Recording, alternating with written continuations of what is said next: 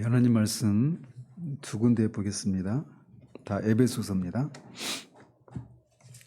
에베소서 4장 30절, 5장 18절, 2절 같이 읽겠습니다. 에베소서 4장 30절과 5장 18절 이어서 같이 읽겠습니다. 하나님의 성령을 근심하게 하지 말라. 그 안에서 너희가 구원의 날까지 인치심을 받았느니라. 술 취하지 말라. 이는 방탕한 것이니 오직 성령으로 충만함을 받으라. 아멘.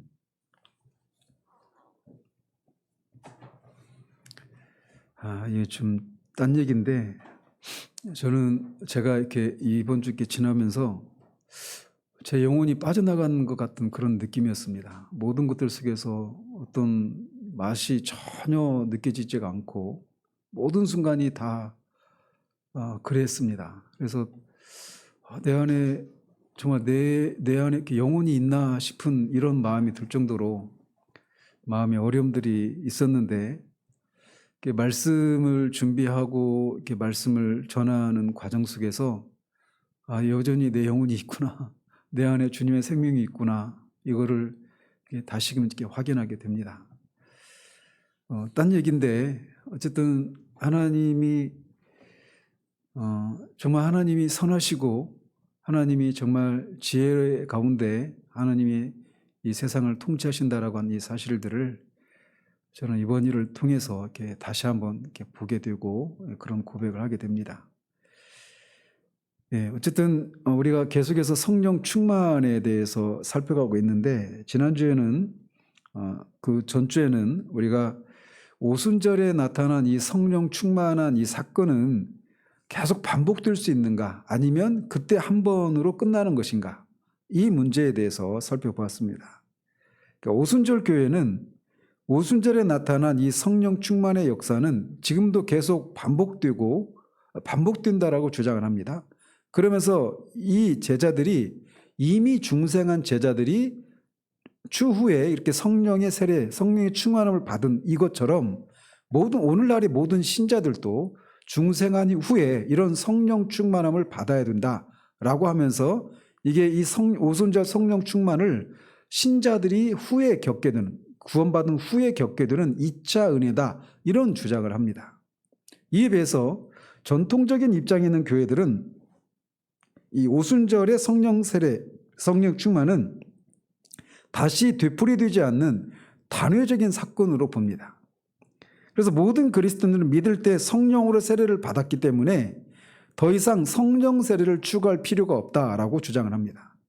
그래서 이제 이렇게 오순절 성령 충만 사건, 이 사건이 반복된다라고 하는 오순절의 입장과, 그건 단회적이어서 더 이상 우리가 반복되지 않고, 그래서 이 성령 충만, 이 성령 세례를 구해서도 안 된다라고 하는 이 전통적인 교회 입장, 이 두 가지 입장이 있는데, 이 두 가지 입장 다 잘못됐다는 겁니다. 부족하다라는 거죠.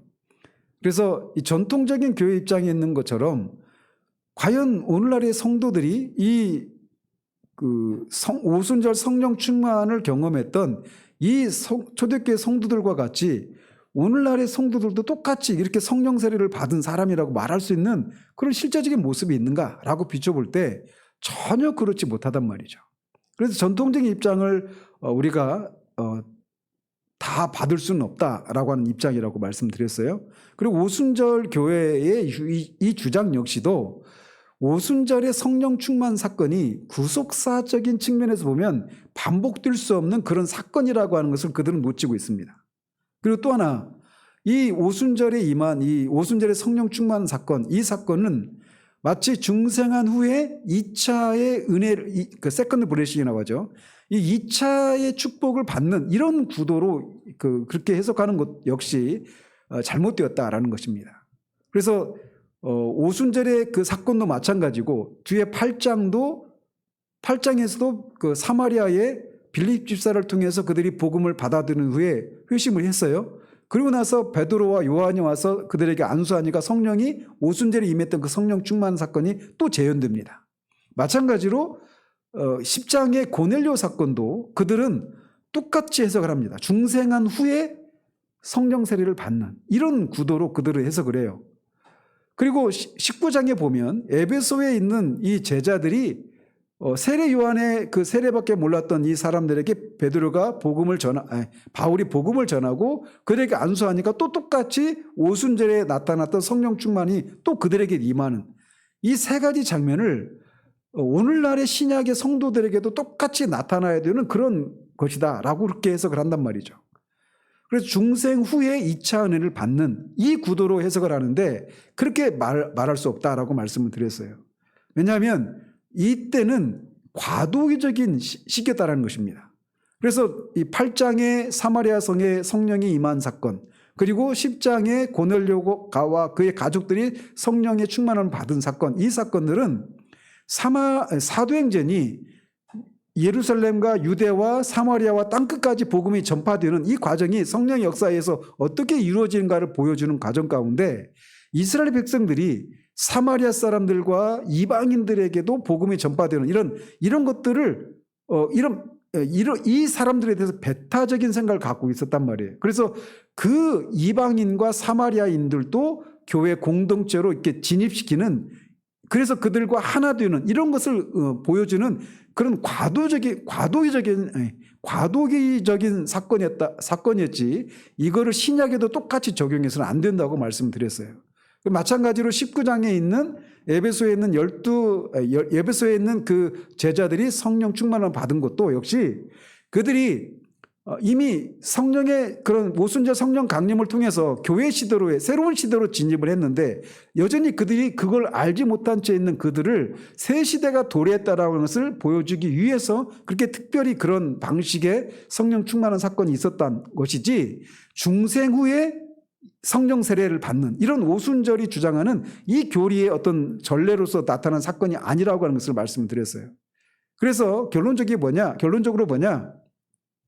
오순절에 성령 충만한 이 사건은 예수 그리스도의 구속 사건이 종료되고 그 후에 성령이 임했다라고 하는 그런 의미에서 구속사가 완성되고 그것이 완성됐다라고 하는 증거로서 성령이 충만하게 임한 그런 것이기 때문에 구속사적인 측면에서 보면 그 오순절의 그 구속사적인 의미가 반복될 수는 없다라는 겁니다. 그런 의미에서 오순절의 성령 충만은 단일적이다, 이렇게 말할 수 있다는 거예요. 구속사적인 측면에서 보자면. 아시겠죠? 그러면서 또 동시에 그렇게 오순절에 교회에 임한 성령님이 이제 우리 모든 그 제자들을 충만케 하셨던 것처럼 지금도 여전히 우리 모든 신자들 안에 계신 성령님이 그들을 충만케 하셨던 것처럼, 그래서 오순절에 나타났던 그런 성령 충만함의 이런 모습들이 우리에게도 여전히 반복될 수 있다는 것입니다. 이게 한 번, 두 번이나 세 번, 훨씬 더 많이 반복되어서 나타날 수 있는 것이다 라고 하는 이런 것에 대해서 살펴봤어요. 그래서 오순절 성령 충만 사건은 단회적이면서 또 반복적이다. 구속사적인 측면에서 보면 단회적이지만 이 임한 성령께서 계속해서 우리를 충만케 하시는 이런 것은 계속 반복되어서 나타날 수 있다라고 하는 것을 말씀드렸어요. 그래서 개인적으로 성령 충만함을 받는 것도 마찬가지고 부흥도 그래서 가능한 것입니다. 부흥을 위한 기도가 가능한 것도 바로 여기에서 연유할 수 있다라고 할 수가 있어요. 그래서 성령님이 새롭게 교회에 또는 개인에게 임할 것을 구하는 것이 아니라 이미 임한 성령님이 우리를 주관하고 충만케 하시는 이런 일을 위해서 우리가 기도해야 된다라고 말씀드렸습니다. 자, 그러면서 이제 오늘은 성령 충만과 관련해서 성령 충만은 하나님의 주권적인 선물이냐 아니면 인간의 책임이냐, 성령 충만함을 받기 위해서 우리가 어떤 조건을 충족시켜야 되느냐, 즉 우리 인간에게 책임이 있는 것이냐 아니면 하나님의 주권적인 은혜냐라고 하는 이 문제에 대해서 살펴보도록 합니다. 흔히들 부흥을 위해서 가장 시급한 것이 무엇이라고 주장을 합니까? 회개라고 얘기하죠. 회개가 부흥을 위해서 가장 시급한 것이다라고 주장을 합니다. 그런데 그렇게 말하면 회개가 부흥을 위한 뭐가 되는 거예요? 조건이 되는 거죠. 그죠? 회개가 부흥의 조건처럼 그렇게 말해주고 생각되어집니다. 그런데 회개는 부흥의 조건이 아니라 부흥의 한 면으로 봐야 합니다. 부흥이 임할 때 가장 먼저 나타나는 것이 회개라고 하는 것이에요. 그래서 부흥이 임할 때 먼저 회개의 역사가 일어납니다. 따라서 회개는 부흥을 위한 조건이라기보다는 부흥의 은혜의 맨 앞을 차지하는 그런 은혜다, 이렇게 생각을 해야 되는 것입니다. 그래서 이것도 벌써 회개가 부흥을 위한 조건이냐 아니면 은혜에 대한 결과냐, 이 부분에서 하나님의 주권과 인간의 책임이라고 하는 것이 같이 이 문제도 섞여 있지 않습니까? 그런 것처럼 성령 충만과 관련해서도 우리가 이런 하나님의 주권이냐 아니면 인간의 책임이냐, 이런 문제를 우리가 분명한 그런 시각을 가지고 있어야 한다는 것입니다. 그래서 둘 중에 하나로 치우치는 것은 잘못된 거란 말이에요, 결론적으로. 그러면 하나님의 주권과 인간의 책임을 어떻게 조화시키고 균형을 잡아야 되는가, 오늘 우리가 살피려고 하는 것이 바로 이것입니다. 어떻게 하나님의 은혜와 인간의 책임이 조화를 이루도록 이해할 수 있을까요? 이게 이제 부흥에 대한 논의에 있어서 계속 대두되는 문제이고, 부흥은 결국 성령 충만한 이 개인이 성령 충만한 이 사건이 집단적으로 일어나는 것이 부흥이다, 이렇게 말할 때 부흥에 있어서 이 부흥이 하나님의 주권과 인간의 책임에서 어떻게 조화를 시킬 수 있는가, 이 문제는 결국은 개인적인 입장에서 성령 충만에 있어서 하나님의 주권과 인간의 책임을 어떻게 조화시킬 수 있는가, 이것과 같은 맥락이라는 거죠. 자, 그래서 두 가지 견해가 있습니다. 부흥은 전적으로 하나님의 주권적인 은혜로 임한다라고 하는 견해입니다. 이 맞습니까? 틀립니까? 맞죠? 맞는 부분이 있어요. 그리고 또 다른 견해는 뭐냐면, 부흥은 회개와 갱신과 같은 인간의 책임을 수행하는 데 달려있다라고 하는 그런 주장입니다. 찰스 핀이나 이런 분들이 이런 주장을 많이 하죠. 그런데 이 두 입장은 모두 부흥에 대한 적절한 이해가 되지 못한다라는 것이에요. 성경적인 부흥관의 정립을 위해서는 좀 더 균형 잡힌 시각이 필요합니다.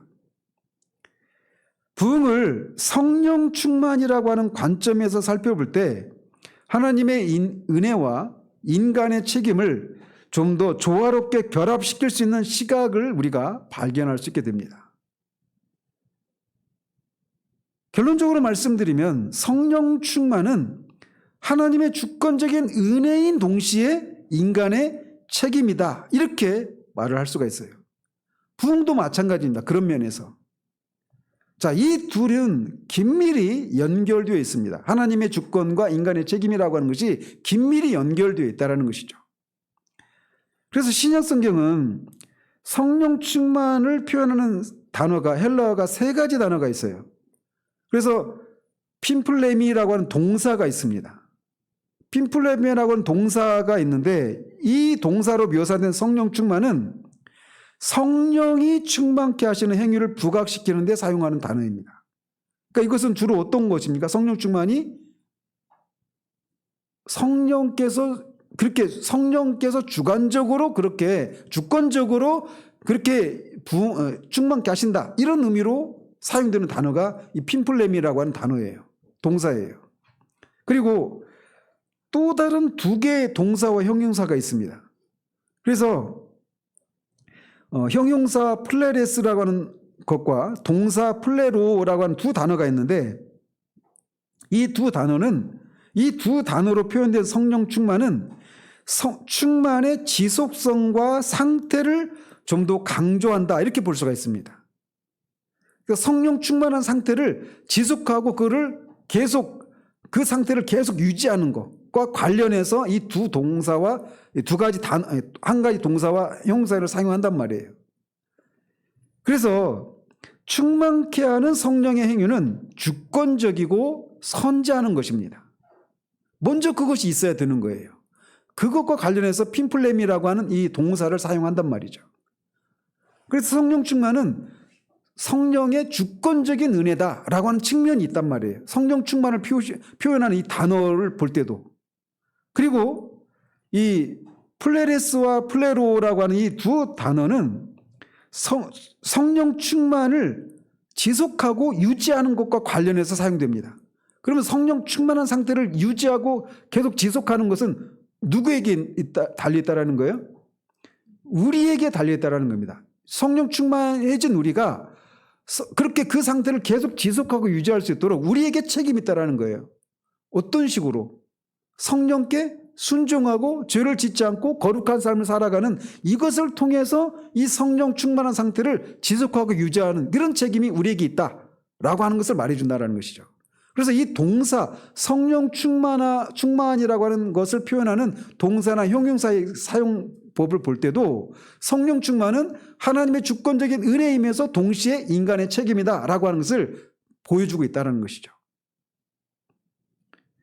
그런데 이제 우리가 이런 것에 대해서 익숙합니다. 즉 성령 충만 받기 위해서는 이런저런 조건을 갖춰야 된다라고 하는 이런 것에 우리는 굉장히 익숙해져 있어요.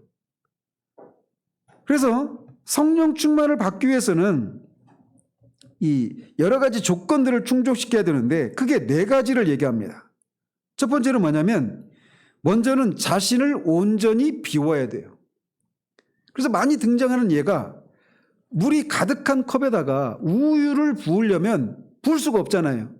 그 우유를 성령의 충만함을 비유한다면 성령 충만해질 우유를 부으려면 어떻게 해야 됩니까? 먼저 물을 비워야죠. 그런 것처럼 자기를 먼저 비워야 된다는 겁니다. 이 성령 충만을 위해서는. 자, 그리고 두 번째는 자신이 알고 있는 모든 죄를 회개하고 청산해야 된다. 성령 충만을 받기 위해서는. 이게 성령 충만의 두 번째 조건이에요. 먼저는 자기를 비워야 돼요. 그리고 내가 알고 있는 모든 죄를 청산해야 됩니다.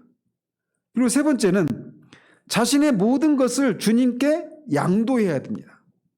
우리의 모든 권리를 주님께 양도해야 성령으로 충만해진다는 거예요. 자, 이거 하나하나 자체만 가지고 보면 틀리지 않아요. 근데 이게 이제 딱 그 종합을 이루면 이제 어떤 결과가 나오는지 한번 보십시다. 세 번째는 그렇게 자신의 모든 것을 주님께 양도해야 돼요. 네 번째 조건은 주님께 전적으로 순종해야 합니다. 그리고 첫 번째, 자기를 비워야 돼요.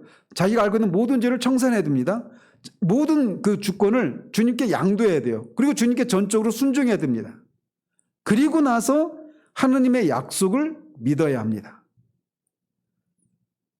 여기서 믿음은 항상 마지막 단계에 제시되고 이 앞에 있는 전제 조건을 다 이룬 후에야 이 믿음이 효력을 발휘하게 된다라고 하는 것이 오늘날 유행하고 있는 성령 충만의 조건이에요. 많이 익숙하죠. 먼저 비워야 됩니다. 자기를 비워야 돼요. 그리고 모든 죄를 청산해야 되고 모든 주권을 주님께 양도해야 됩니다. 그리고 주님께 전적으로 회개하고 그리고 나서 믿어야 되는 거예요. 성령으로 충만케 될 수 있다라고 하는 것을. 이 앞에 있는 전제 조건이 다 충족된 후에야 이 믿음이 효력을 발휘할 수 있다라는 거예요. 자, 이런 가르침을 따라서 성령 충만을 구하게 되면 실제로 어떤 문제들이 야기될까요? 먼저 위에서 열거한 이 조건들을 다 이룬 후에야 성령으로 충만할 수 있다라면 이제 하나씩 문제가 되는 겁니다. 어느 정도 비워야 자기를 비웠다고 할 수 있을까요? 그리고 어느 정도 자신의 삶의 주권을 양도해야 성령으로 충만할 수 있을까라고 하는 이런 질문이 생기겠죠. 그 기준은 사람들의 주관적인 판단에 따라서 임의적으로 결정될 것입니다. 그렇겠죠? 어떤 사람은 죄에 대해서 민감하지 않은 사람이 있을 수 있어요. 그래서 자기가 알고 있는 모든 죄를 청산해야 된다 이렇게 얘기하는데 어떤 사람은 그 죄에 대해서 다른 사람보다 둔감해서 자기는 내가 알고 있는 모든 죄를 다 회개했다 생각할 수 있어요. 그런데 어떤 사람은 이 문제에 있어서 굉장히 예민한 사람이 있을 수 있단 말이에요. 사람에 따라 다르니까. 양심의 이 정도가, 양심의 그 죄를 인식하는 양심의 그 민감성이 사람마다 다르거든요. 그리고 한 사람 안에서도 이게 어느 시기에 따라서 이것에 둔감하기도 하고 또 예민할 수도 있고 그렇단 말이에요. 굉장히 주관적인 영역이죠. 이런 것들이. 그래서 신앙 양심이 그다지 청결하지 못한 사람은 자기 안에 분명한 죄가 있음에도 불구하고 죄를 모두 청산했다고 생각하는 자기 기만에 빠지기 쉽습니다. 또 반대로 양심이 예민한 신자는 죄에 대한 인식이 점점 깊어지기 때문에 자기가 알고 있는 모든 죄를 다 처리했다고 생각한 바로 다음 순간에 또 다른 죄를 자신 안에서 발견합니다. 그렇게 되면은 어떤 일이 반복되느냐면 끊임없이 자신의 심리 내부를 파헤집으면서 내적인 성찰의 악순환에서 벗어나지를 못합니다. 이게 잘못된 자기 성찰의 경우에 이런 일이 발생하는 거예요. 더욱이 거듭난 신자 안에도 여전히 옛 성품이 있죠. 옛 본성이 있죠. 이 땅 위에 사는 동안 완전히 없어지지 않기 때문에 내가 옛사람을, 옛 자아를 충분히 부인했다고 믿었을 때에도 여전히 처리되지 않고 있는 나를 보게 됩니다. 저 역시도 여기에서 헤어나지 못했던 때가 있었어요. 보면 볼수록 여전히 있는 겁니다. 그때 제 기도 제목이 뭐였냐면 하나님 제발 저를 죽여달라고 하는 것이었어요. 뭘 몰라서 그런 거예요? 오늘 오전에 했던 것처럼 우리가 그리스도와 연합해서 그가 죽을 때 우리도 죽었다라고 하는 겁니다. 이게 경험의 차원이 아니라 이게 믿음의 영역이라고 말씀드렸잖아요. 이 진리를 그때 알았다라면 저는 응답될 수 없는 기도를 하지 않아도 되었을 거예요. 이미 죽었는데 뭘 죽여요? 근데 이런 상태를 벗어나지 못하는 사람들이 있어요. 저는 그런 공동체에서 있기도 했습니다. 거기서는 미덕이 뭐냐면 자신 안에 있는 죄를 얼마나 깊이까지 발견했는지, 이 사람이 성숙한 사람이에요. 이 사람이 진짜 그리스도인이에요. 반쪽짜리죠. 반쪽짜리에 불과한 겁니다. 그걸 보면서 어디까지 가야 돼요? 이런 내가 그리스도의 십자가에서 처리가 되었구나. 거기까지 가야 되잖아요. 반쪽짜리 복음인 겁니다. 제가 그 유튜브에 올려놨죠. 그래서 이게 이렇게 되면은 끊임없이 애쓰고 수고해도 항상 목표에 미치지 못하는 데서 오는 좌절과 고뇌만 깊어집니다. 그 그리스 신화의 시지푸스의 그 신화 있죠. 그 신들로부터 저주를 받아가지고 그 돌을 그 산 밑에서 큰 바위를 정상까지 올리려고 하면 거기서 또 다시 대우르르 굴러서 위로 내려가요. 그거를 다시 또 올려야 됩니다. 정상까지 오를만 하면 또 다시 내려와야 되고, 그거를 계속 반복할 수밖에 없는 겁니다. 그래서 이게 이제 성령 충만과 관련된 얘기이기도 하지만 성화론과 관련된 얘기예요, 이게. 따라서 만일 이런 조건들을 완전히 만족시킨 후에야 성령으로 충만할 수 있다면 아마도 대부분의 신자들은, 아니 단 한 사람도 죽을 때까지 성령 충만을 받지 못할 것입니다. 또 내 힘으로 죄를 다 청산하고 자아를 철저히 비우고 주님께 전적으로 순종하게 되었다면, 그렇게 되면 성령으로 충만함을 받을 수 있다 이렇게 말하잖아요. 근데 이미 그렇게 되었다면 성령의 충만함이 필요성이 있을까요? 이미 다 했는데. 이런 가르침이 교인들에게 실제 미칠 수 있는 폐해는 매우 심각합니다. 그래서 성화의 신비라고 하는 책으로, 그 제목으로 번역된 그 성화에 관련된 책이 있어요. 그 책, 성화의 신비인데 그 이름이 지금 저자 이름이 생각이 안 나는데, 그분이 그 책을 쓸 때 실제로 그 교회에서 이 성화의 진리를 알지 못했기 때문에 자살한 사람까지 생겨났다고 그래요. 정말 정직한 사람은 파면 팔수록 끊임없이 자신 안에 있는 그 부패함들을 발견하기 때문에 절망할 수밖에 없잖아요. 그러니까 그 절망에서 벗어날 수 있는 유일한 길은 죽는 것밖에 없으니까 그 극단적인 선택을 하는 사람까지 생겨났다는 것이죠. 그래서 이 제임스 패커라고 하는 신학자가 있는데 그분이 이런 류의 메시지로 인해서 자신이 겪었던 쓰라린 체험을 성령과 보조를 맞추라고 하는 그의 책에서 이렇게 고백을 합니다. 그리고 이 내용은 여러분 존 라일의 J.C. 라일의 거룩이라고 하는 책이 있어요. 이 책도 여러분 필독서입니다. 근데 그 책의 서문에 이 내용이 나와요. 정말 저도 거룩이라는 책을 제가 굉장히 많이 반복적으로 읽었습니다. 근데 그 책에서 나오는 이 제임스 패커가 겪었던 그 고통을 제가 그때 다니던 교회에서 제임스 패커가 겪는 그 고통을 그 교회 공동체가 전부 다 그런 고통 가운데 있다라고 하는 그런 모습을 저는 본 적이 있어요. 제임스 패커가 이런 가르침으로 인해서 어떤 고통을 겪었는지 이렇게 얘기를 합니다. 그들의 가르침에 따르면 성령 충만해서 승리하는 삶을 살기 위해서는 자기를 비우고 성결케 하고 양도해야 한다라고 말한다. 그러니까 똑같은 얘기죠. 자, 이런 가르침을 따라 자기를 비우고 성결케 하려는 수년에 걸친 처절한 몸부림에도 불구하고 그들이 소위 누리고 있다고 주장하는 승리의 기쁨으로 가득한 삶이란 점점 더 내가 도달할 수 없는 요원한 것이라고 하는 것만을 절감하게 될 뿐이었다. 그들의 주장에 의하면 그런 행복한 삶에 들어가지 못하는 것은 입장료를 지불하기를 꺼려하기 때문이라는 것이었다.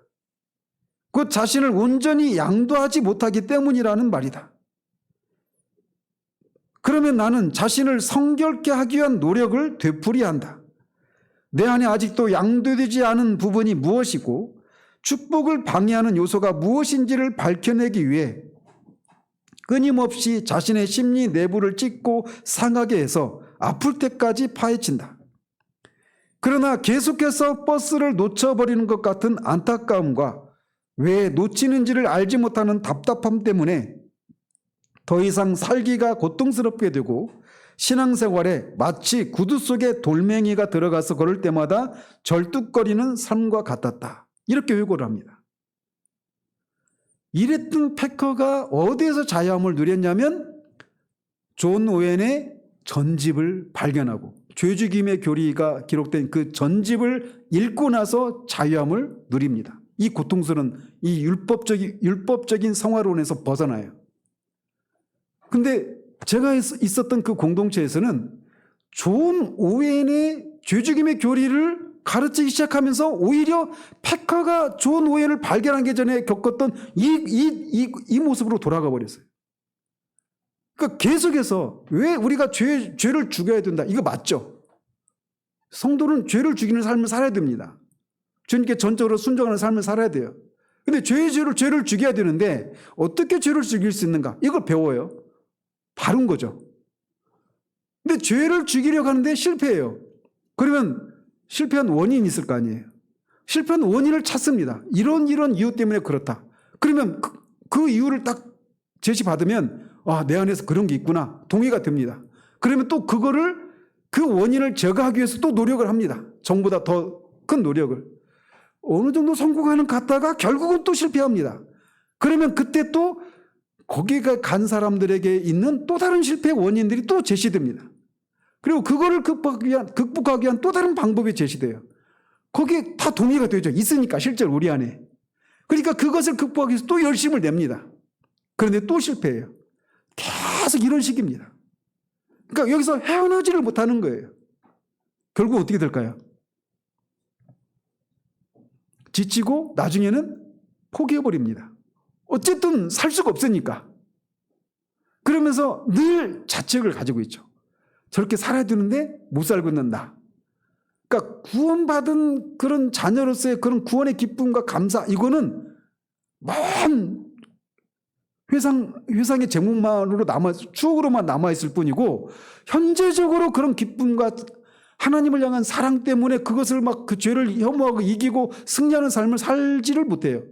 누군가 그런 얘기를 하잖아요, 옆에서. 그러면은 네가 아직도 네 안에 있는 그 죄를 못 봤으니까 지금 그런 식으로 생각하고 그런 얘기를 하는 거야.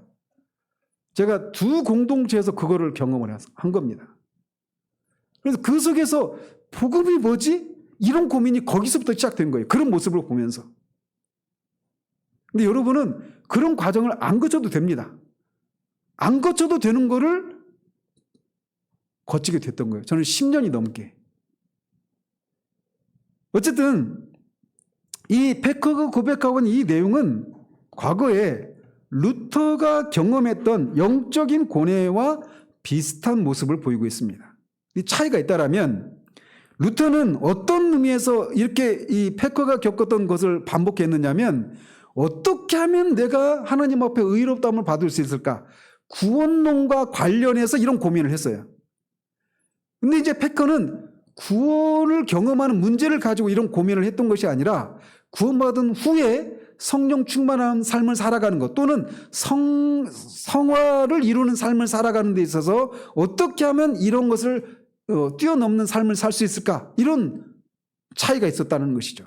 그래서 루터의 경우에는 구원론적인 율법주의의 문제로 그 덫에 빠져서 거기서 헤어나지 못해서 고통을 겪었다라면, 제임스 패커가 말한 이런 류의 것, 성령 충만함을 받기 위해서는 이렇게 앞에 4가지 조건이 성결되어야 된다. 근데 이걸 할 수가 없는, 이것은 성령론적인 율법주의, 이렇게 표현할 수가 있습니다. 또는 성화에서 나타난 율법주의, 이렇게도 표현할 수가 있어요. 이거를 알지 못하면요, 근데 이런 고민을 하는 사람들은 어떤 사람들입니까? 진지한 사람들이에요. 어떻게 하든지 하나님 앞에서 하나님을 위해서 제대로 된 삶을 살고 싶어서 이렇게 고민하는 거예요. 이런 것도 없는 사람들은 아예 이런 고민이 없습니다. 늘 해피하죠. 죽어 있어서 그래요. 죽어 있어서. 근데 이 구원론적인 율법주의 대신에 이제 성령론적인 율법주의가 출현한 셈이라는 것이죠. 또는 성화론적인 율법주의, 이렇게 표현할 수도 있어요. 구원뿐만 아니라 성령 충만을 받는 문제에 있어서도 성결은 구원의 또는 성령 충만의 열매이지, 그게 구원받기 위한 조건이나 성령 충만의 조건이 아니라고 하는 것을 기억해야 돼요. 이거가 아무것도 아니고 그냥 쉽게 말하는 거지만, 그 상황에 빠져있는 사람들에게는 이게 안 들리고 모르고 있기 때문에 그 고통에서 벗어날 수가 없는 겁니다. 물론 성령 충만한 삶에는 옛 자아와 죄를 죽이고 하나님께 전적으로 순종해야 하는 신자의 책임이 따릅니다. 그렇죠? 그런데 이것은, 즉 옛 자아와 죄를 죽이고 하나님께 전적으로 순종하는 이것은 성령의 은혜를 통해서만 가능한 성령의 열매예요. 성령 충만함을 받기 전에 이렇게 해야 된다라고 하는 조건이 아니라는 것입니다. 이게 조건으로 제시되면 성령 충만함을 받지 못하는 걸 넘어서서 끊임없이 고통에서 벗어나지를 못해요. 그러면서 그 자체 하나하나만 떼서 보면 맞기 때문에 내가 지금 잘못됐다라는 생각을 하지를 못합니다. 다 맞잖아요. 자기를 비우고 자기 죄를 회개하고 양도권을 주님께 넘기고 전적으로 주님께 순종하고, 그 자체 하나는 다 맞아요. 근데 이게 성령 충만함의 결과로서 나타난, 열매로서 나타나는 것이지, 이게 성령 충만을 받게 한 조건이고 어떤 전제 조건으로 딱 제시되면 이제 거기서 헤어나지를 못하는 거예요. 이게 그 자체 하나하나만 보면 맞기 때문에. 그러니까 감히 율법주의에 빠져있다고 생각을 못하는 겁니다. 왜? 내가 뭐 행위로 구원을 받겠다고 하는 이런 율법주의, 구원론적인 율법주의가 아니니까. 성화의 과정에서 나타난 율법주의고 성령 충만함과 관련한 율법주의이기 때문에 내가 율법주의적인 생각을 하고 있고 율법주의적인 신앙생활을 하고 있다고는 추호도 생각을 못하는 거예요. 제가 아는 목사님, 공덕지에 있었던 부목사님이 계시다가 개척하신 목사님인데 그분하고 제가 이것을 가지고 40분 얘기했거든요. 40분? 30년 넘게 고민했던 문제가 40분 만에 해결됐습니다. 자기가 왜 그렇게 힘들었는지 그러면서 회개하는 거예요. 나만 힘든 것이 아니라 내가 전하는 이 메시지 때문에 나를 거쳐갔던 내 메시지를 들었던 많은 사람들이 이렇게 힘들었겠구나 이 생각을 하면서 회개하는 겁니다. 근데 이것을 여러분은 고민을 안 하셔도 돼요. 제가 다 겪어왔기 때문에. 얼마나 좋아요.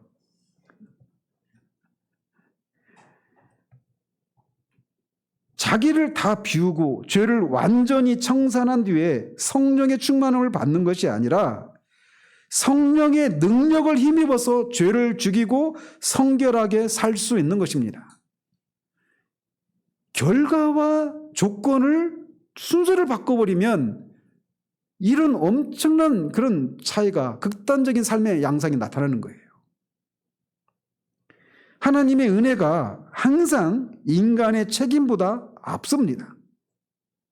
하나님의 은혜가 먼저 우리를 주장하시니까 우리가 거기에 순종해서 이런 열매가 맺히는 거예요. 이런 열매를 맺히니까 성령께서 우리를 충만케 하시는 것이 아니라 성령 충만함을 받는 문제에 있어서도 이 복음의 핵심적인 진리가 조금이라도 흐려져서는 안 됩니다. 그리스도를 통해서 하나님이 우리에게 이루어놓으신 그 일 때문에 우리가 그런 신분에 맞는 성결한 삶을 살 수 있는 거예요. 성령의 능력을 힘입어서. 신약 성경에는 오늘날 유행하고 있는 것처럼 성령 충만함을 받기 위해서 신자가 먼저 갖추어야 될 어떤 전제 조건을 제시하고 있지 않습니다. 놀랍지 않아요? 사도행전에 보면 성령 충만이라고 하는 용어를 쓰는 나타나는 성경이 몇 군데라고 그랬죠? 3군데라고 그랬죠? 누가 쓴 거죠? 예, 누가하고 바울이 쓴 거예요. 그죠? 누가복음과 사도행전, 그 다음에 에베소서 바울의. 그래서 누가복음과 사도행전이 14번 나오고 에베소에서 1번 나온다고 그랬잖아요. 자, 그래서 사도행전에서도 보면 누가가 암시하고 있는 유일한 전제 조건, 즉 성령 충만함을 받기 위한 유일한 전제 조건은 예수 그리스도의 구속 사역이 완료되는 것, 이것만 제시하고 있습니다. 이 점은 누가가 성령의 강림과 예수의 승천을 긴밀히 연결시키고 있다는 사실을 통해서 알 수가 있습니다. 성령이 오시려면 어떤 일이 먼저 있어야 돼요? 그리스도께서 구속과 관련된 모든 일을 다 완수하시고 승천하셔야, 그래야 아버지께서 약속하신 성령을 받아서 교회에 부어주실 수 있는 거예요. 그래서 성령 강림은 예수 그리스도의 영광을 받으심, 특별히 부활과 승천을 통해서 영광을 받으시는 것과 밀접한 관계가 있다라고, 그거를 대놓고 이렇게 교리적으로 교리화시켜서 말을 하고 있지 않지만 그것을 얘기하고 있단 말이에요. 그래서 베드로가 오순절 성령 강림한 그 날에, 오순절 날에 설교하면서 성령의 부어주심이 예수의 승천에 뒤따른 사건이었다고 설교를 합니다. 그래서 사도행전 2장 33절에 보면 하나님이 오른손으로 예수를 높이심에 그가 약속하신 성령을 아버지께 받아서 너희가 보고 듣는 이것을 부어주셨다라고 말하고 있어요. 그러니까 예수님이 먼저 높아지시는 일이 있은 후에 성령의 부어주심이 있었다, 이렇게 얘기하고 있단 말이에요. 이것은 요한복음 7장 39절에 아직 예수께서 영광을 취하지 못하심으로 성령이 저희 가운데 계시지 아니하시더라, 이런 말씀과 같은 얘기죠. 예수님이 언제 영광을 받으십니까? 예수님의 비하와 예수님의 승기 그 두 가지가 있잖아요. 예수님의 사역을. 그래서 예수님이 성육신 하신 거, 율법 아래 나신 거, 이 땅에서 모든 고난과 그 죄로 인한 고통을 받으시는 거, 십자가의 고난을 받으시고 죽고 장사 되시는 거, 이게 예수님의 비하와 관련된 사역이에요. 그리고 예수님이 높이 되시죠. 예수님의 승기 사역은 예수님의 부활, 승천해서 하나님 보좌 우편에 앉아 계셔서 성령을 부어주시고 최종적으로는 산자와 죽은 자를 심판하러 오시는 거. 이게 이렇게 예수님 사역, 이렇게 승기 사역과 비하 사역 이렇게 나눌 수 있는데 예수님이 높아지신 것은 승기 사역이란 말이에요. 그래서 부활과 승천 이후에 성령을 부어주실 수 있었다. 이렇게 말하고 있단 말이에요. 비록 누가는 예수 그리스도의 구속 사역의 성취가 약속의 성령이 주어질 수 있는 유일한 공로적인 근거라고 하는 것을 교리적으로 다루지는 않았지만 그가 그런 확신을 가지고 사도행전을 기록했다라고 하는 것은 의심할 여지가 없습니다. 그래서 성령 부어주시기 전에 이 예수님이 승천하신 후에 성령 강림 사건을 그렇게 연결시키고 있다라고 해서 설득해서 알 수가 있죠. 특별히 이런 사실은 그가 성령을 선물, 하나님의 약속으로 보고 있고 요엘 선지자의 예언의 성취로 이해하고 있다라고 하는 것을 속에서도 이 예수님의 구속사역이 성취가 되자 그 예수 그리스도의 구속사역의 성취가 약속의 성령이 부어주시는 그 전제 조건이라고 하는 것을 그가 이런 용어들을 사용하는 것을 통해서도 우리가 추론할 수 있다는 것입니다. 그래서 사도행전 2장에서는 성령의 선물을 받는 것, 즉 성령을 받는 것을 성령으로 충만해지는 것과 동일시하고 있습니다. 요엘의 예언과 성령의 세례와 선물에 대한 약속이 구체적으로 오순절 성령 충만으로 실현된 것으로 그렇게 해석을 하고 있어요. 이런 증거들을 통해서 우리가 알 수 있는 것은 성령 충만은 모든 믿는 자에게 주어지는 하나님의 주권적인 은혜라고 하는 사실입니다. 이것은 예수 그리스도의 완성된 속죄사역의 근거 위에 우리에게 주어지는 선물이라는 거예요. 우리가 성령 충만을 받기 위한 어떤 전제 조건을 충족시킨 결과 우리에게 주어지는 것이 아니라 그리스도의 구속사역이 완성된 것에 대한 완성되고 나서 약속하신 성령을 부어주시는 그런 선물이라는 겁니다. 그래서 성령을 선물이라고 표현하는 거예요. 주권적인 은혜니까. 이게 성령이 만약에 우리의 전제 조건을 갖췄기 때문에 그거에 대한 보상을 우리에게 주어졌다면 선물이라고 하는 용어를 쓸 수가 없죠. 성령의 보상 또는 성령의 상급 이렇게 표현해야 되겠죠. 우리가 어떤 우리의 책임에 의해서 우리가 어떤 전제 조건을 완수하는 것을 통해서 그 성령의 충만을 받는 것이라면 선물이라고 하는 용어를 쓸 수가 없는 거예요. 선물은 말 그대로 하나님의 은혜로 주어지는 거잖아요. 그죠? 근데 그게 전제 조건이 뭐냐면 예수 그리스도의 구속사역이 완성되는 것이라는 겁니다. 예수 그리스도의 구속사역이 완성되는데 우리가 무엇인가 했습니까? 아무것도 한 게 없습니다. 그리고 그 구속사역뿐만 아니라 약속하신 성령을 하나님이 일방적으로 주시겠다고 은혜 언약으로 우리에게 약속하신 거 그 약속을 성취하신 거예요. 그 일 역시 우리가 무엇을 해서 얻은 게 아니란 말이죠. 그래서 1차적으로 성령의 충만함은 하나님의 주권적인 은혜다라고 하는 것을 우리가 기억해야 돼요. 그래서 성령 충만함의 조건은 뭐냐? 예수 그리스도의 구속사역이 완성되는 것이다. 이 사실을 기억해야 됩니다. 따라서 이렇게 모든 믿는 자에게 성령의 선물이 주어졌다라고 하는 사실은 바울의 가르침에서 더욱 선명하게 나타납니다.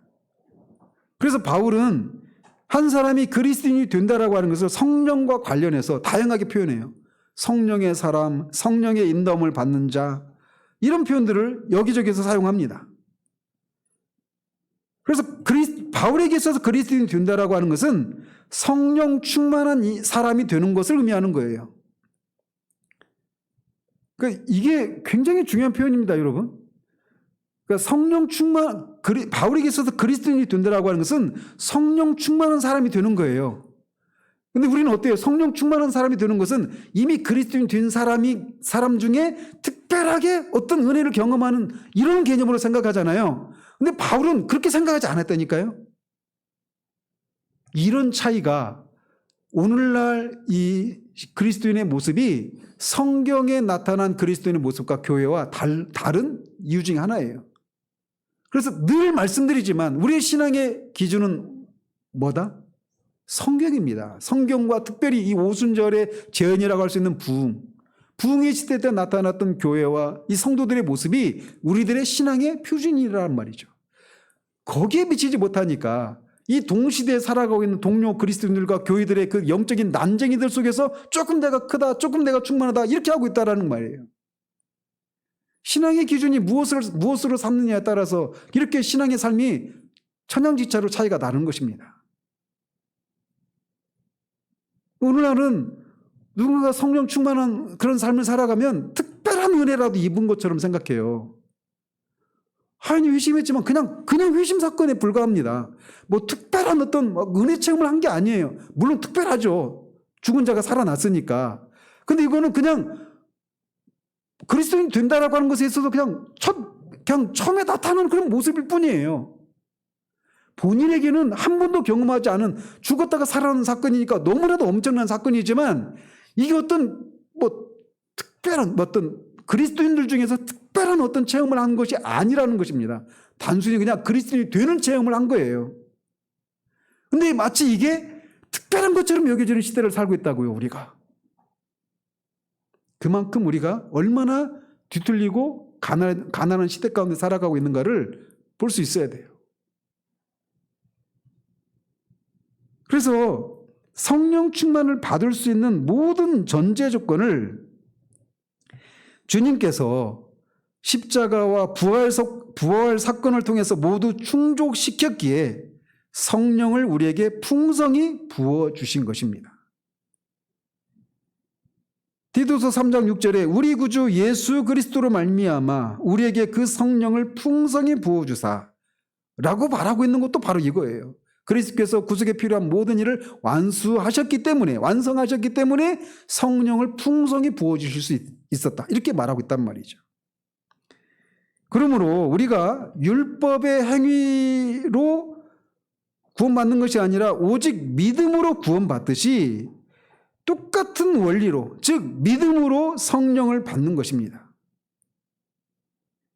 모든 그리스도인들은 처음 믿을 때 받은 성령을 이렇게 받고 그 처음 믿을 때 받은 성령으로 계속 충만할 수 있는 영광스러운 특권을 부여받은 거예요. 이거를 먼저 염두에 둬야 됩니다. 그래서 성령 충만은 1차적으로는 하나님의 은혜입니다. 주권적인 은혜예요. 그리고 그 조건은 그리스도를 통한 구속사역이 완성되는 겁니다. 그게 유일한 전제 조건이에요. 성령 충만을 받기 위한 전제 조건은 그리스도의 구속사역이 완성되는 겁니다. 오늘날 유행하고 있는 이런 것과 다르죠. 그런데 동시에 성령 충만의 특권은 책임과 함께 맞물려 있다는 사실입니다. 성령은 항상 우리를 충만케 하고 주관하려 하므로 이 성령의 역사를 거스르지 말고 잘 순종해야 할 책임이 우리에게 있는 겁니다. 그래서 아까 성령 충만을 표현하는 3가지 단어가 있다고 그랬죠. 핀플레미는 성령께서 주권적으로 우리를 충만케 하시는 거예요. 그리고 충만케 된 그 상태를 우리가 지속적으로 유지하는 이런 책임이 우리에게 있다는 겁니다. 지금 이 부분을 얘기하는 거예요. 그래서 이런 관점에서 볼 때 성령 충만은 2가지 구도 속에서 이해할 수 있습니다. 그래서 어떤 구도냐면 직설과 명령이라고 하는 2가지 구도 속에서 볼 수 있어요. 명령은 쉽게 이해가 되죠. 명령은 오늘 본문 5장 18절에서 말하고 있는 것처럼 성령으로 충만하라. 이게 명령이잖아요. 그런데 또 동시에 직설은 뭐냐면 이 명령이 가능한 근거를 말하는 겁니다. 그러니까 성령으로 충만하라는 얘기는 뭐가 전제되어 있다는 겁니까? 성령으로 충만하라는 얘기는 우리가 성령을 새로 받으라는 얘기가 아니죠. 이미 믿어서 우리 안에 계신 성령님이 우리를 충만케 하시도록 우리가 우리 자신을 그 성령께 순종하는 거예요. 그러니까 이 성령 충만은 명령이면서 동시에 우리 안에 이미 성령님이 거하시니까 거하신다라고 하는 이 사실, 이거 직설이죠, 직설. 그래서 이렇게도 얘기해요. 마이클 호트는 복음은 직설이고 율법은 명령이다. 딱 직관적으로 이해되지 않아요? 율법은 뭐뭐 하지 말아라, 뭐뭐 해라 이렇게 됩니다. 근데 복음은 뭐냐면 직설이에요.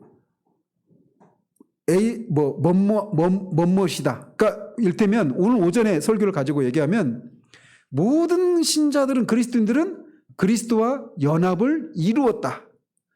연합을 이루라 이렇게 아니라 연합을 이루었다라는 겁니다.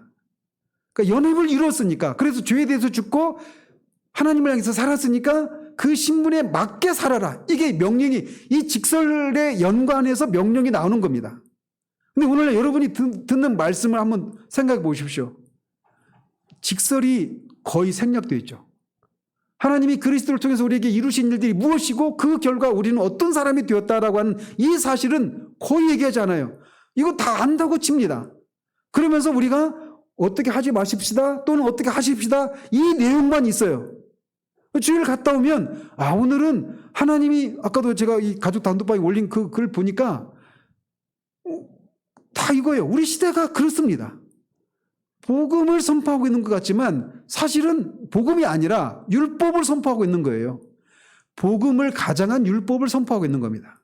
근데 그 율법 자체는 맞아요, 틀려요? 맞아요. 그 자체는, 그러니까 자기가 복음을 듣고 있다고 생각하는 거예요. 근데 사실은 복음을 듣고 있는 게 아닙니다. 신자를 향한 성화에 대한 권면은 항상 직설과 명령으로 구성되어 있어요. 그리스도를 통해서 하나님이 우리에게 무엇인가를 하셨다. 그리고 그 결과 우리는 어떤 사람이 되었다. 그러니까 이렇게 해라. 또는 이렇게 하지 말라. 이렇게 되어 있단 말이에요. 이게 참된 복음 설교입니다. 근데 오늘날은 이 앞에 있는 내용이 생략되어 있어요. 다 아는 것처럼 그렇게 전제한단 말이죠. 그런데 어때요? 아까도 말씀드렸지, 계속 반복하지만 인간은 기본적으로 율법주의자로 태어나요. 복음을 듣고 있으면서도 복음을 율법적으로 해석해서 듣는데 이 복음을 아예 설명하지 않으면 너무나 자연스럽게 율법주의적으로 듣고 율법주의적인 삶을 살아가는 겁니다. 그러니까 다 어떤 결과가 나오냐, 교회는 그렇게 산 사람이 영광을 취하는 거예요. 그 사람이 사람들로부터 칭찬을 받고 그 사람이 영광을 취하는 겁니다. 그런데 복음을 전제하고 복음을 인해서 우리에게 일어난 일의 그 근거에서 이렇게 하고 저렇게 한 결과 하나님이 은혜를 주셔서 어떤 삶의 열매를 맺잖아요. 그러면 그 공로가 다 누구에게 돌아가는 겁니까? 하나님께만 돌아가는 거예요. 복음을 우리가 듣고 있다고 생각하지만 사실은 복음을 듣지 못하는 시대를 우리가 살고 있습니다. 제가 그 전에 있었던 공동체에서 그게 저한테 처음에 저한테 이렇게 퀘스천 마크로 딱 다가올 때 얼마나 저한테는 고통스러웠는지 모릅니다. 어떤 면에서 제가 알면 얼마나 안다고, 그 유명한 목사님이 복음이 아니라 율법을 전하고 있다고, 이런 생각이 막 제 안에 들 때 감히 그 생각을 더 이상 펼칠 수가 없었어요. 경험도 없죠. 제가 그때 신학을 한 것도 아닙니다. 그냥 일반 형제였어요. 그냥. 근데 그런 생각이 제 안에 들을 때 말할 수 없이 두려웠어요. 왜냐면 제가 볼 때는 거의 모두가 제가 갖고 있는 생각을 동의하는 사람이 아무도 없었거든요. 그 안에서. 힘들어하고는 있었지, 그 힘든 원인이 내가 아까 페카가 고백했던 것처럼 내가 뭔가 대가를 치르지 않고 뭔가 꼬불쳐두고 있는, 양도하지 않는 그 무엇이 있기 때문에 내가 이렇게 실패하는 것이지, 이 말씀이 복음이 아니기 때문이야, 이런 생각은 아무도 하지 못하고 있었단 말이에요. 근데 거기서 제가 그런 고민을 했을 때 제가 얼마나 대단한 사람이냐, 이게 이런 생각이 들었던 것이 아니라 두려웠습니다. 그 과정을 지나면서 로이드 존스를 존 오웬을, 아까 말했죠. 존 오웬을 발견하고 패커가 자유함을 누렸는데 거기에는 존 오웬 때문에 다시 옛날의 패커로 돌아가 버렸어요. 근데 저는 그 속에서 저도 다시 존 오웬을 발견하고 자유함을 누렸습니다. 존 오웬의 영적 사고방식. 그 책을 읽고 왜 이들이 그런 삶을 살았는지를 이해할 수 있었어요. 왜? 하나님이 너무나 영광스럽고 너무나 좋고 너무나 사랑스러운 분이시기 때문에 그 하나님의 사랑에 사로잡혀서 하나님을 위해서 그렇게 하는 겁니다. 그리스도인이라면 마땅히 죄를 죽이고 성결한 삶을 살아야 되니까라고 하는 이런 당위와 의무 때문에 그런 삶을 사는 것이 아니라 그거 플러스 그 위에 그것이 가능하게 만드는 사랑, 하나님을 향한 사랑, 나를 향한 하나님의 사랑, 이거를 알게 되니까 그런 삶을 살게 되는 거예요. 이 순서가 아주 작은 차이지만 엄청난 그런 삶의 차이를 만들어내는 겁니다. 제가 지금 오늘 하고 있는 내용이 굉장히 중요한 내용이에요. 그런 면에서 중요하지 않은 것이 하나도 없지만 말이죠. 자, 그래서 신자에게는 성령을 따라서 죄를 대적하고 옛 자아를 부인하고 거룩하게 살아야 할 책임이 있습니다. 그죠? 그렇지만 이 책임을 앞에서 말씀드린 것처럼 성령 충만을 받기 위한 전제 조건으로 혼동해서는 안 된다는 거예요. 이 책임을 다 완수함으로, 즉 죄를 대적하고 옛 자아를 부인하고 거룩하게 사는 이 책임을 다 완수함으로써 성령 충만을 받는 것이 아니라 성령 충만의 은혜가 이 책임을 가능하게 만들어주는 겁니다. 이 순서를 바꾸면 안 돼요. 성령으로 충만해야 죄에서 자유로울 수 있는 능력이 주어집니다. 성령으로 충만해야 하나님의 사랑이 우리 마음에 부음받아서 그 사랑이 우리의 마음과 삶을 사로잡고 지배하는 강력한 영향력으로 작용합니다. 그러니까 성화의 삶은 하나님을 향한 우리의 사랑으로 가능해지는 것이 아니에요. 우리를 향한 하나님의 사랑이 그런 성화의 삶을 살도록 만드는 것입니다. 그래서 우리가 하나님 앞에서 얼마나 소망이 없는 죄인인가를 알고 그런 죄를 향한 하나님의 사랑이 얼마나 크게 하나님의 아들을 통해서 나타났는가를 알 때 죄를 미워하고 혐오하고 이거를 세상을 향한 사랑을 버릴 수 있는 과감함과 결단력이 생겨나는 거예요. 그렇게 한 후에 하나님의 사랑을 경험하는 것이 아니라. 근데 우리는 이 순서를 바꾸고 있다는 것을 모른 채 그렇게 살아가는 겁니다. 그래서 실패한 삶을 극복하기 위한 또 다른 큰 열심을 내는 계속 그 삶을 반복하는 거예요. 시지푸스의 그 신화에 나온 시지푸스처럼 거의 올라가려면 가면 또 다시 내려와야 되고 안 하자니 그 저주가 내려서 그걸 계속 올려야만 하는 여기서 벗어날 수 없는 그런 삶을 살게 되는 겁니다. 그런 삶을 살고 있는 사람이 전도할 수 있을까요? 제가 그때 같이 다니던 그 공동체 한 친구가 은혜를 이루는 성화에서도 제가 얘기했죠. 그 한 친구. 예수 믿는 게 이런 거라면 나는 누구에게도 전도를 못할 것 같다. 이렇게 힘든데 어떻게 전도할 수 있어요?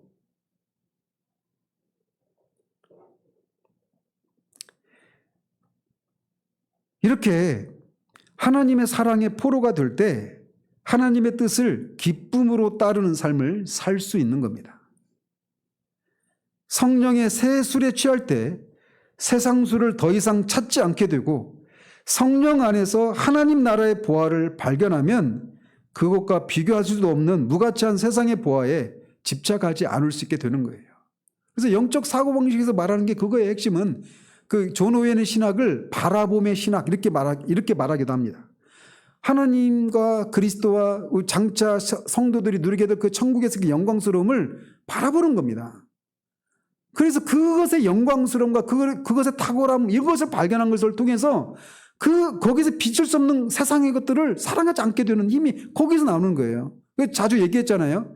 이 태양을 오랫동안 바라볼 수 없지만 잠깐 태양을 바라보고 제가 지금 여기 이 스포트라이트만 바라봐도 벌써 바라보고 나면 깜깜해지잖아요, 주변이.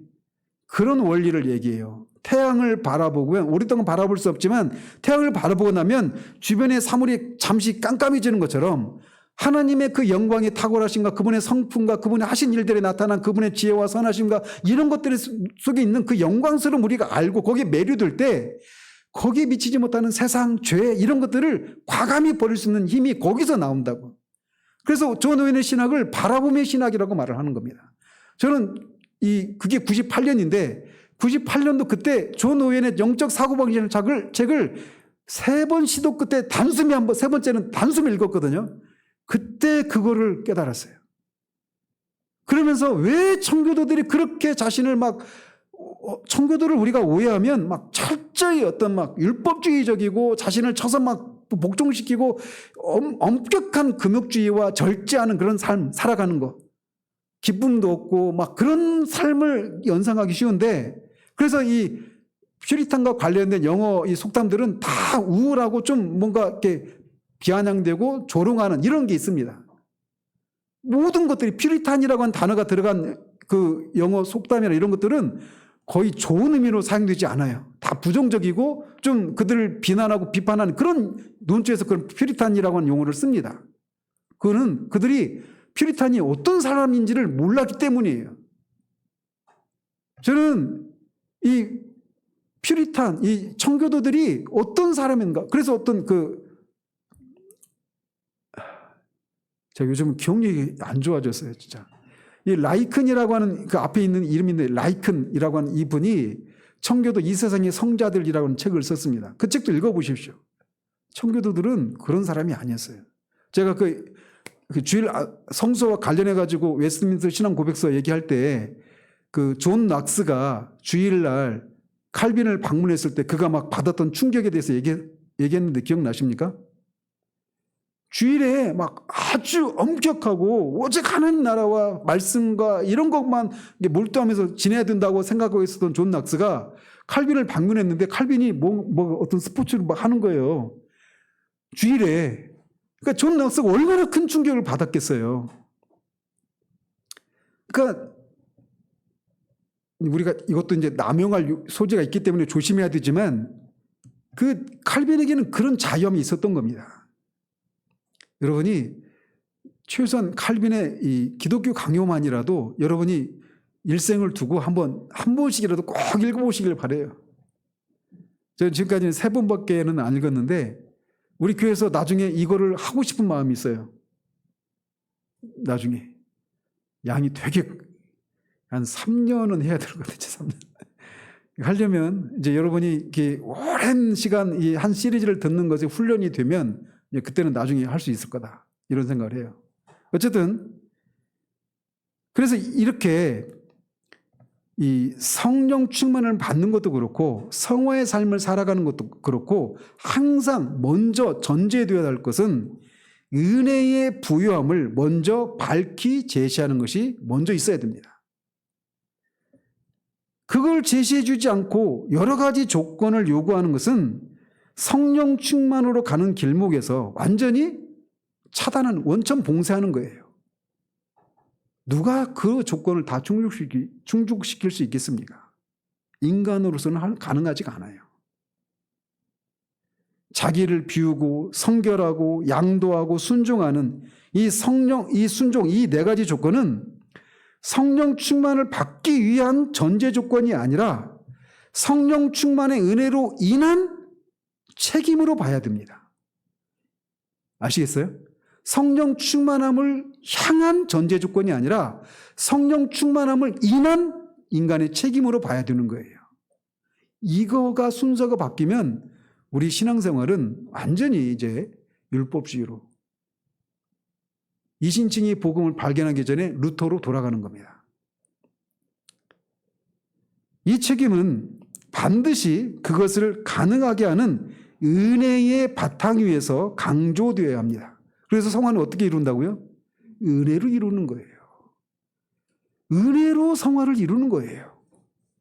제가 안타까운 게 은혜로 이루는 성화, 이게 저는 가장 많이 들려지기를 바랬어요.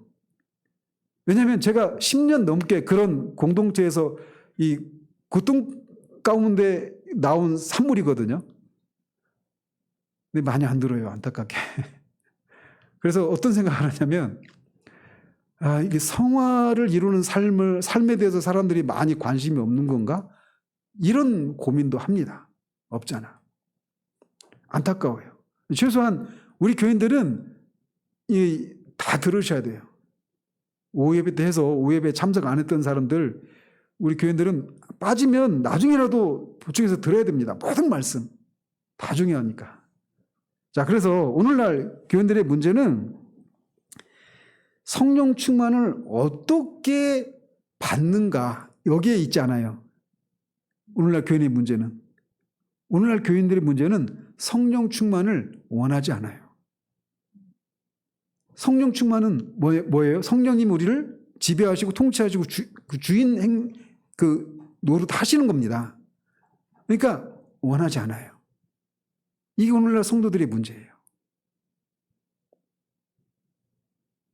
과거 이스라엘 민족과 같이 생수의 근원을 거부하고 있는 겁니다. 이스라엘 민족이 그들 가운데 계신 성령을 근심케 함으로 영적인 황폐함과 혹독한 징계가 임하는 그런 재앙을 불러왔듯이 이 시대의 교회도 우리 가운데 계신 영광의 영을 슬프게 함으로 영적인 어둠과 피폐함을 맛보고 있다. 이렇게 볼 수가 있습니다. 성령의 뜻보다는 육신의 소욕을 따라 사는 데 길들여져서 죄와 세상의 포로가 된 교회를 돌이키는 것은 오직 하나님의 주권적인 은혜로만 가능합니다. 타락한 교회를 징계하고 회복하는 것은 모두 하나님의 주권적인 역사입니다. 이 시대의 교회를 향한 하나님의 징계의 손길이 언제나 멈추고 대대적인 회복의 역사가 임할지 우리는 알 수 없습니다. 그럼에도 불구하고 희망이 있어요. 왜냐? 인간의 절망이 하나님이 일하시는 때이기 때문에.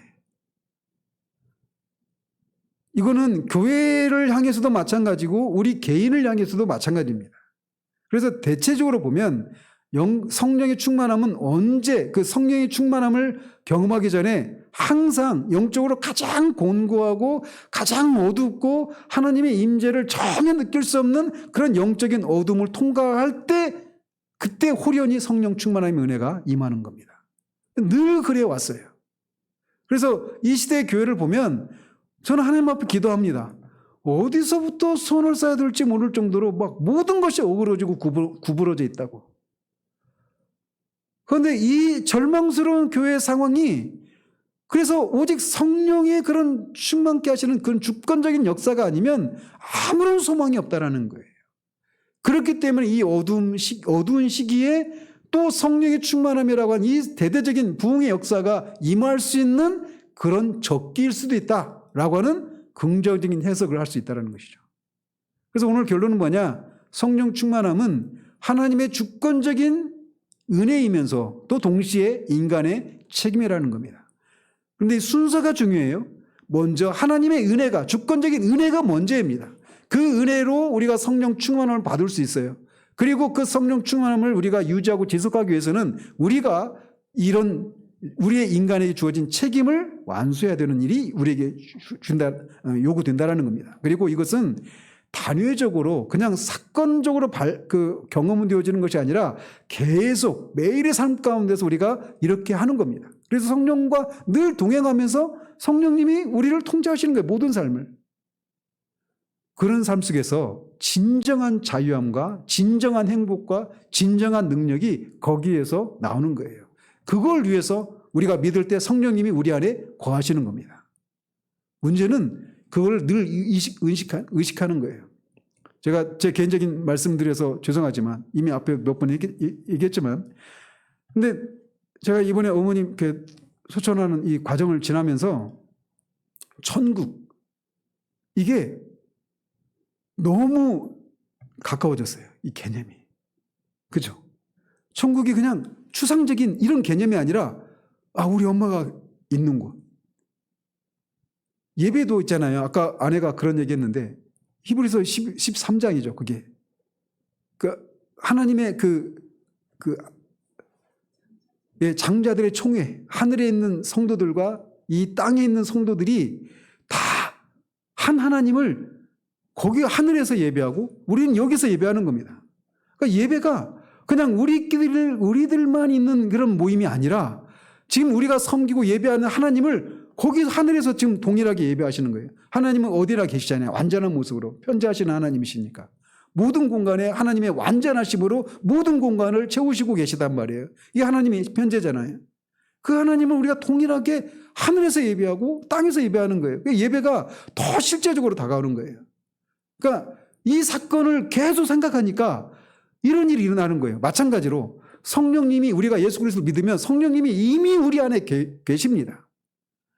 이 사실을 우리가 늘 의식을 하는 거예요. 말을 하려고 할 때도, 무엇인가 어떤 결정을 하고 어떤 선택을 하려고 할 때도 성령님이 우리 안에 계신다라고 하는 사실들을 늘 인식할 때, 그 성령님이 나와 지금 보조를 나와 동행하고 계신다라고 하는 것을 인식하면서 성령께 말씀드리고 도움을 구하고 지혜를 구하고 능력을 구하는 이런 것들이 가능해지면서, 그런 것들을 통해서 자연스럽게 우리의 존재가, 우리의 말이, 생각이, 행동이 달라지게 되는 거예요. 성령님이 우리 안에 이미 거하십니다. 그분이 우리를 충만케 하시기를 시기하기까지 그렇게 원하십니다. 그 성령님께 우리가 순종함으로 우리 안에 거하신 그 목적이 우리의 존재와 삶을 통해 온전히 이루어지는 일들이 있기를 우리 주님 이름으로 축원드립니다. 기도하겠습니다. 하나님 아버지, 성령 충만과 관련해서 우리가 얼마나 율법주의적인 그런 생각에 노출되어 있는지 이 말씀을 통해 우리가 살펴보았습니다. 성령 충만은 먼저 하나님의 주권적인 은혜고 동시에 인간의 책임이라고 하는, 단순한 것 같지만 사실은 우리가 이것에 대해서 분명하지 않기 때문에 우리도 모르게 헤매고 있는 이 말씀을 우리가 살폈습니다. 들은 말씀을 생각하면서 우리가 늘 이미 우리 안에 성령님이 거하시고, 우리 안에 거하시는 성령님은 우리를 충만케 하시고자, 즉 주인으로서, 왕으로서 우리를 통치하시고 지배하시는 그 성령님은 그리스도의 영으로 온유하시고 선하시고 지혜로우신 분이셔서 우리에게 어떤 해를 끼치고 우리가 원치 않는 것을 멱살잡이해서 그렇게 끌고 가시는 그런 분이 아니신 그런 분이라고 하는 사실들을 우리가 늘 기억하며 그 성령님의 인도하심에 예민하고 민감한 우리들 될 수 있도록 도와주시옵소서.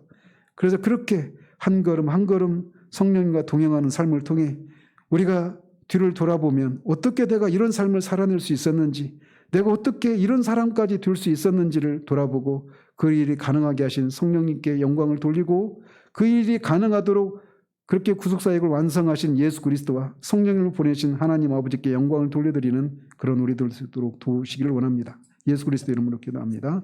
아멘.